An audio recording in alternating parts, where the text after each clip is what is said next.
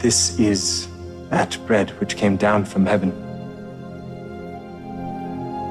Not as your fathers did eat manna in the wilderness and are dead. He that eateth of this bread shall live forever.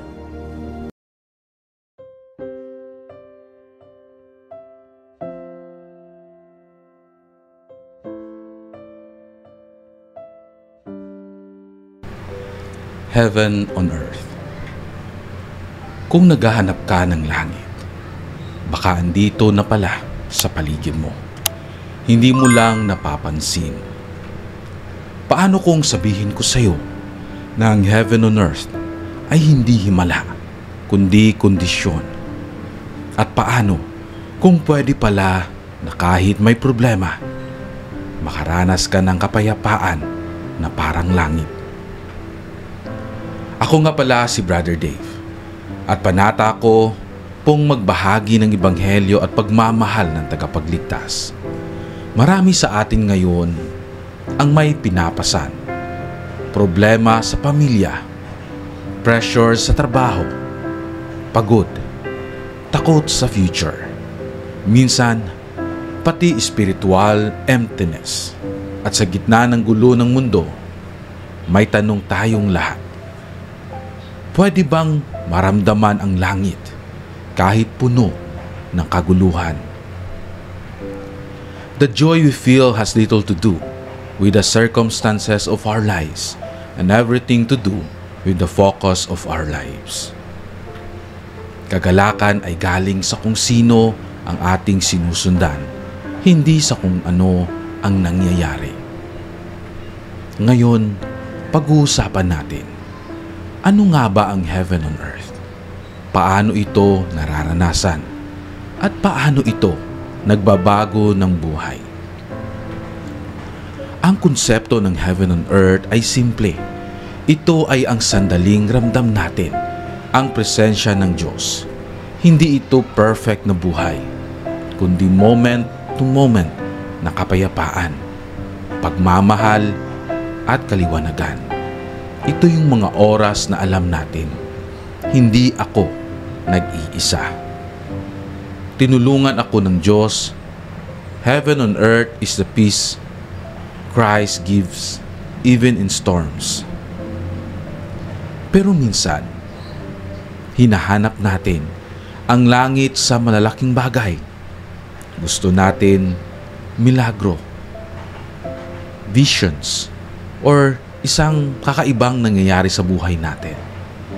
Pero ang Panginoon, madalas tahimik. Ang kanyang langit ay dumadaan sa simpleng kabutihan, tahimik na inspirasyon at maliliit na sagot sa panalangin. Kaya marami ang hindi nakakakita kasi ang tingin natin kapag wala ang himala, wala ang langit. Pero ang totoo, kapag kasama mo si Kristo, kahit saan ka naruroon, may langit. Isang sister sa ward ang dumaan sa matinding pagsubok. Nawala ang trabaho, nagkasakit ang anak, at halos mawala ng pag-asa. Pero sa halip na magreklamo, nagpatuloy siyang magdasal. Kahit minsan, isang salita lang ang kaya niya. Lord, tulungan mo ako. Isang gabi, habang pagod na pagod siya, may Relief Society sister na biglang nag-text. Sister, naisip kita. Pwede ba kitang ipagdasal? Umiyak siya. Hindi gumaling agad ang anak. Hindi agad bumalik ang trabaho. Pero nung gabing yun, naramdaman niya na mahal siya ng Diyos. Yun ang heaven on earth. Hindi perfect ang sitwasyon, kundi perfect na pagmamahal. Sabi niya, hindi ko pa nakikita ang solusyon, pero nararamdaman ko ang kapayapaan. Parang may humahawak sa puso ko. Sabi sa Lucas chapter 17 verse 21, For behold, The kingdom of God is within you. O ang kaharian ng Diyos, ang langit, ay nagsisimula sa puso. Ibig sabihin, hindi lang lugar ang heaven. Ito ay estado ng kaluluwa. Kapag ikaw ay nasa kapayapaan, nasa pag-ibig, nasa pagsunod sa Diyos, nararanasan mo ang langit. Sabi sa 1 chapter 14 verse 27, "Peace I leave with you. My peace I give unto you. Let not your heart be troubled." Hindi sinabi ng tagapagligtas na mawawala ang problema, pero sinabi niya, "I give you peace." Ang kapayapaan ang mismong heaven on earth. Hindi ito galing sa pera, tagumpay o perfect na buhay.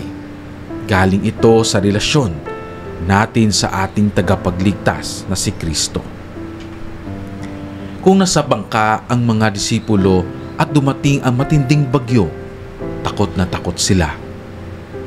Pero habang lahat ay gulo, si Jesus ay natutulog. Bakit?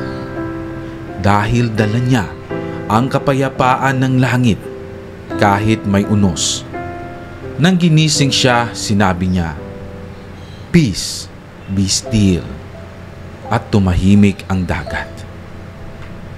Ito ang heaven on earth. Kapayapaan kahit gumuho ang mundo. Isa pang halimbawa, si Mary at Martha. Si Martha abala, stress, pagod. Si Mary nakaupo sa paanan ni Jesus, payapa. Sinabi ng Panginoon, "Mary had chosen the good part." Ibig sabihin, kapag inuuna mo ang tagapagligtas, kahit maingay ang paligid, payapa ang puso mo. Noong panahon ng kabataan, simple lang ang buhay. Walang gadgets, walang social media, walang notifications.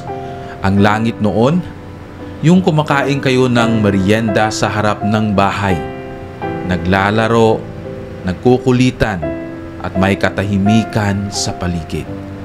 Walang ingay ng comparison, walang pressure ng online world. Sapat na ang simpleng pagkain, simpleng tawanan, simpleng buhay.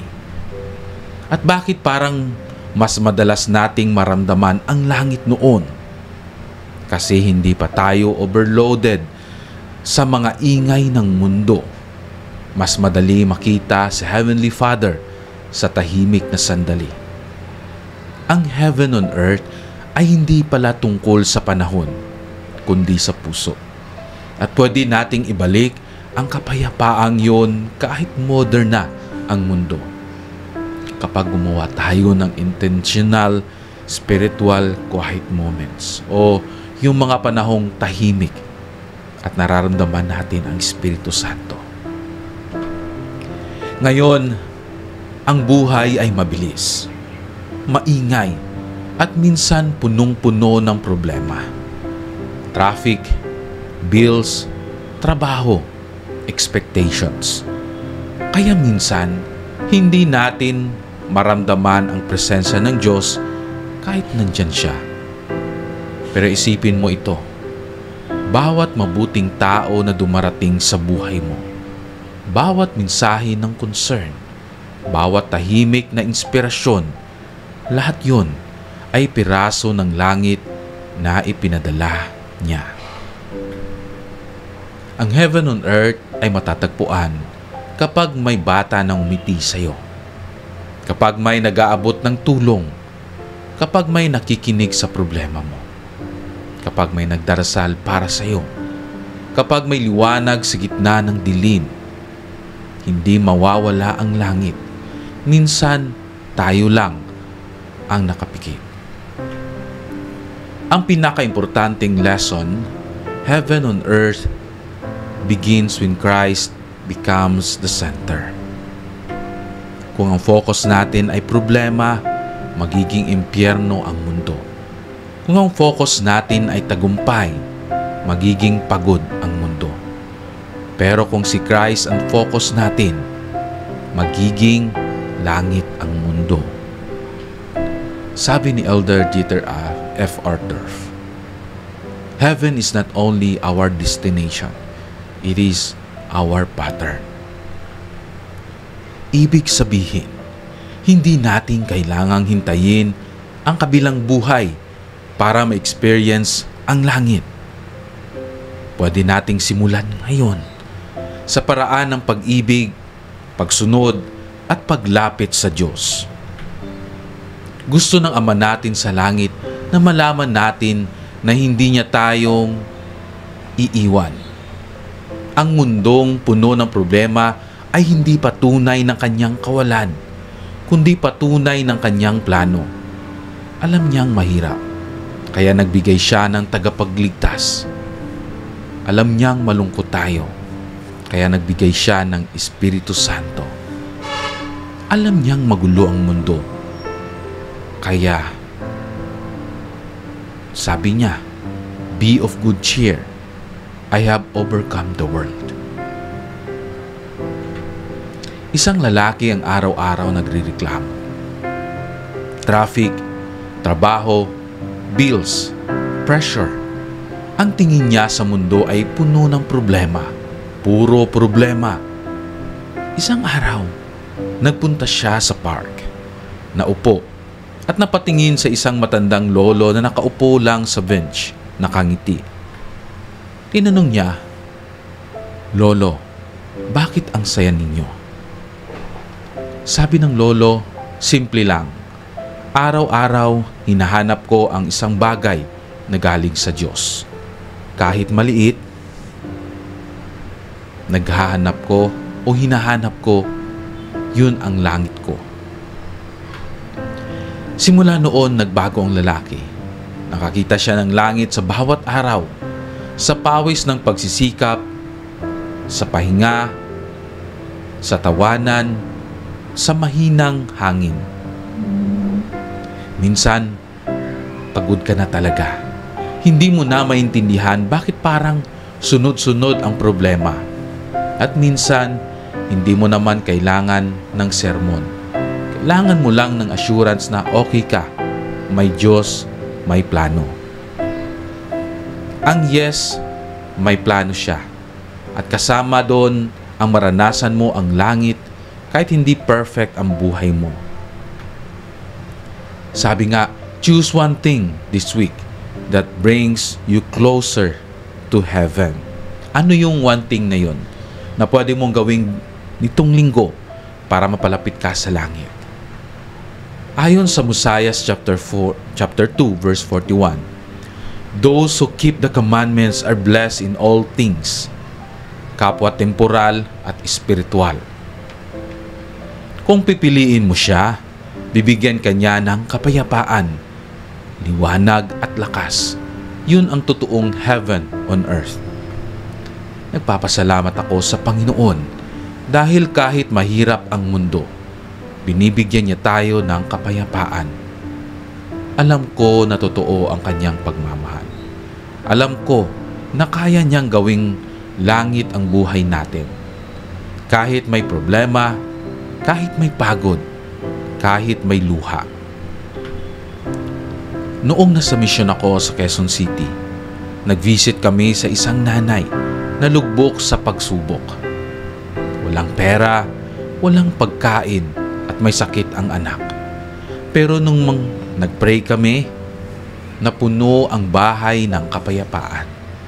Umalis kami nang walang binigay na pera, pero nag-iwan kami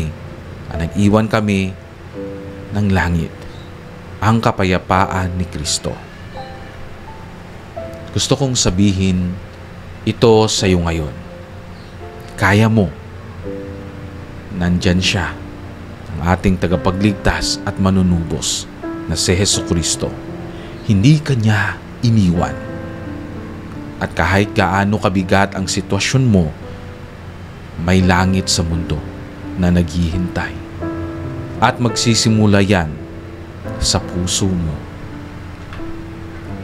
My dear brothers and sisters, maraming salamat sa pagsama sa araw na ito. Ako po'y masaya habang nag-iisip ako ng topic kanina. Bago ko gawin yung lesson, sabi ko, ano kaya magandang lesson? At pumasok sa isip ko yung heaven and earth. Kasi hinahanap natin yan. Hinahanap ko ngayon. Sa sobrang busy ng buhay, sa sobrang bilis ng oras, hinahanap ko yung heaven and earth. Alam mo, napakasarap pakinggan ng kabataan natin tulad ng sinabi ko sa lesson. Simple lang yung buhay natin. Makakain lang tayo ng merienda after ng school. Di po ba? Wala masyadong bagyo, wala masyadong mga nangyayari sa buhay natin. Napakasimple lang. Nakaupo tayo sa bahay natin, sa harap ng bahay. Kumakain tayo, sarap na tayo. Pisong tinapay, di po ba? Pero ngayon, napaka-complicated na ng buhay.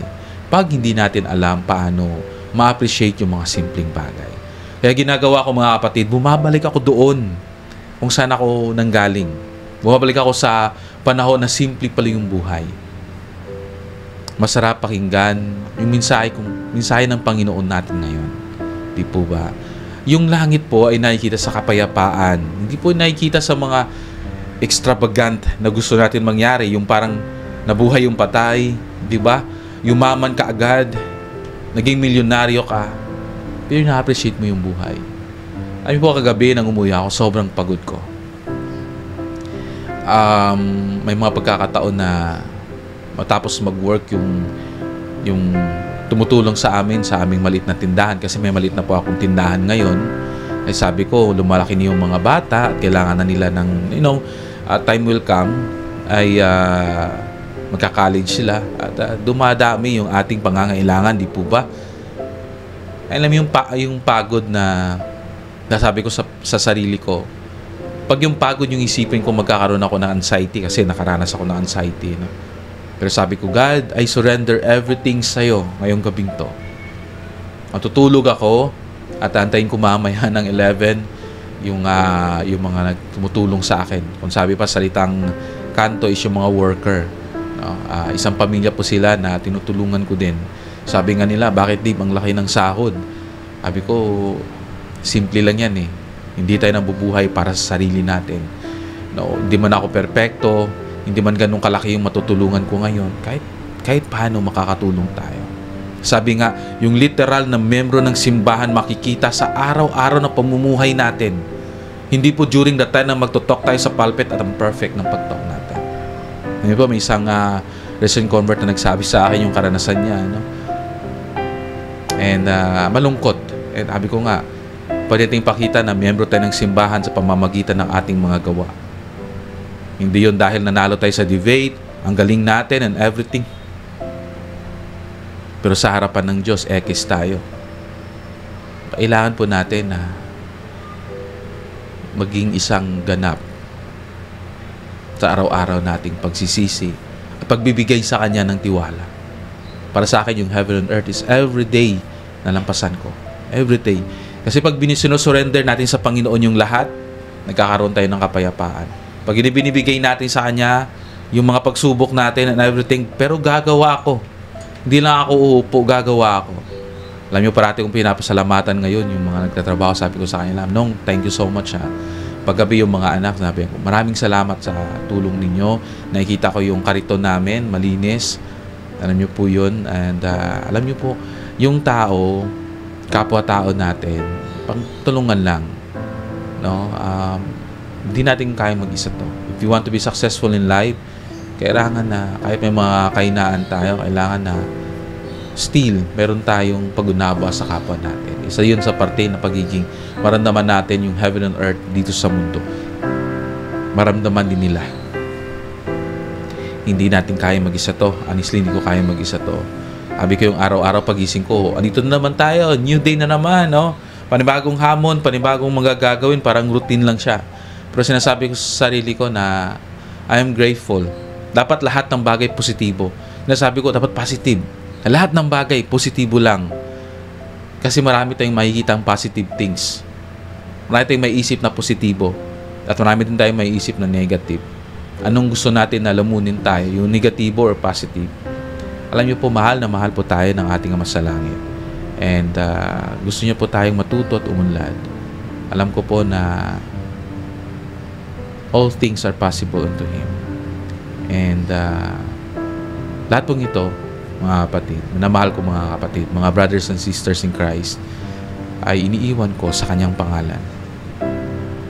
Walang iba, ang ating tagapagligtas at manunubos na si Hesukristo. Amen.